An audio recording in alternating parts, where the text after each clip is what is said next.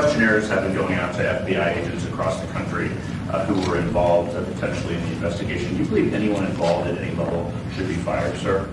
Well, I think the FBI was a very corrupt institution, and I'm a victim of it in a true sense. I was able to beat it, but other people have been treated horribly. I think the FBI had a great reputation. I think its reputation was really damaged badly, as is DOJ. Look at what they've done in terms of weaponization. Look at what they've done to a political opponent. Probably got me elected by what they did, or I think I was doing well anyway, but they might have got me elected. Can I just say, as you know, the FBI, not a wild-eyed liberal organization. I mean, the ironic thing is a lot of these agents, I'm sure, were Trumpers, and reportedly didn't even want to, do the raid or the search in Mar-a-Lago. Yeah. But I'll tell you this, Trump thought that if he put in, because Patel's been saying, we need FBI door kickers. We need them to go back to working violent crimes only. Well, and so they handpicked this guy, Brian Driscoll, to temporarily head the FBI, who was the hostage rescue team commander, thinking he's with us. But guess what? He took the oath.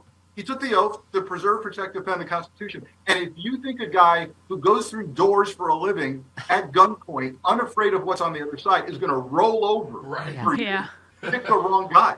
I mean, I've heard you say it on TV now, Frank, a number of times, just in this last week or so, just America's less safe. I mean, first of all, the whole thing about Khrushchev saying, we'll take America without firing a shot. I mean, you couldn't be doing much more to weaken the United States if you were doing it on purpose. But, you talked about this is interfering in the work the FBI continually does, tracking multiple terror threats and plots to attack the homeland, peeling away respected seasoned leaders and agents at FBI headquarters in the field. Heightens risks that something will go horribly wrong.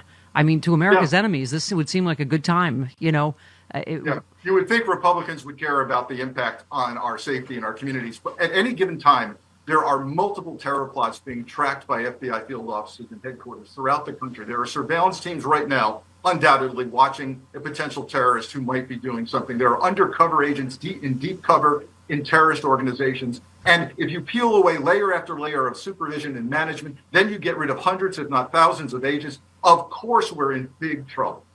Well, Frank, the other thing is I think no one will ever be able to tell the truth again, like Chris Wray, who, by the way, all these people we talk about, they're all Republicans. They're all, they were quoting, Captain Sullenberger yesterday saying how disgusting Trump is for his whole DEI thing, blaming the crash. He's a lifelong Republican. Captain Sullenberger.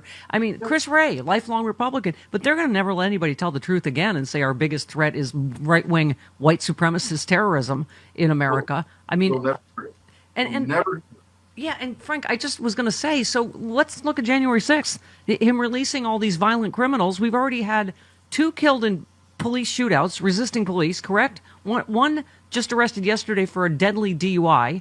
A couple on child porn charges. One guy got arrested on weapons the day after he was pardoned. I mean, I know you're probably shocked letting violent criminals out would lead to any of this. Here's the problem with this. Not only are we unsafer because those people are on our streets now, but think of this. The FBI, one of the reporting that's going on with regard to what DOJ intends to do with these thousands of agents is not only potentially dismiss them, but to disclose their names to the public. So now, hey, January 6th violent criminal that's been pardoned and is on the streets. Would you like to know the name of the agent who put you in prison, who worked your case? This is a recipe for violent things happening. Yeah. I was saying the other day about, General taking security away from General Milley. I mean, to me, he's more a threat from MAGA than he is from Iran. Trump's on record saying he should be executed for treason, and now he's got this private militia that he's released, basically, right?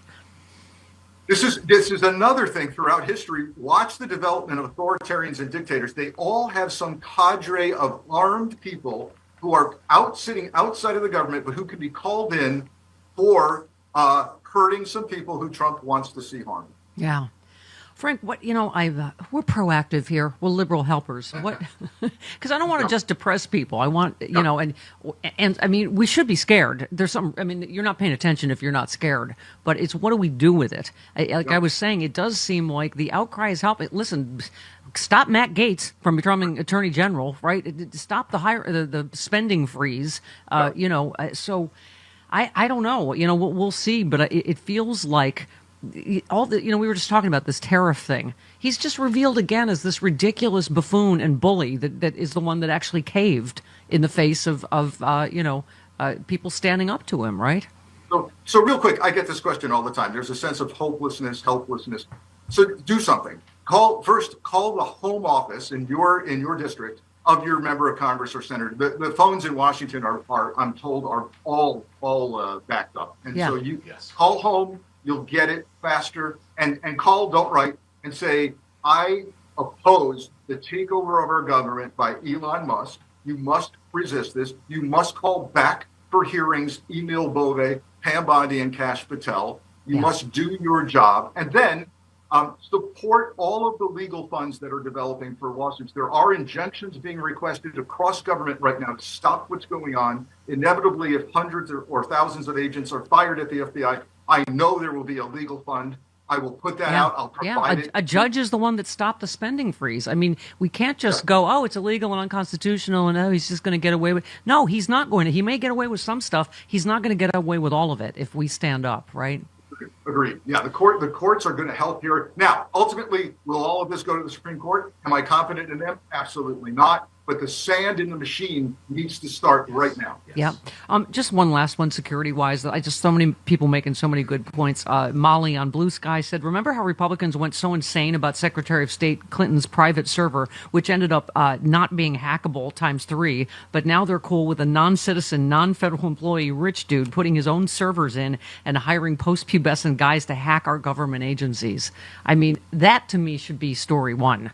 That we have he's attached his own server to some of these systems in the government. Thank you. Yeah, he owns the government at that point. Yeah, it's just extraordinary. Frank, thanks so much.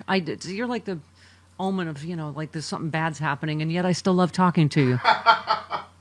I'm here with the incredibly handsome Dr. David Silverman to talk about ASEA Renew that I'm holding in my hand.